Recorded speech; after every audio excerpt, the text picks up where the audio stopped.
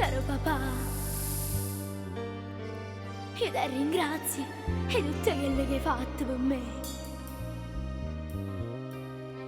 Quanto sacrificio la famiglia mia ha fatto per me.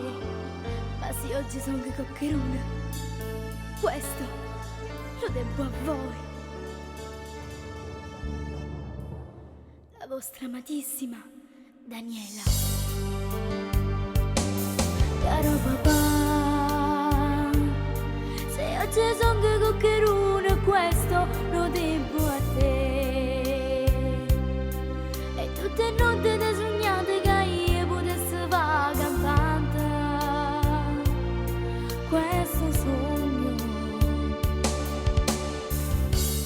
se avverrà.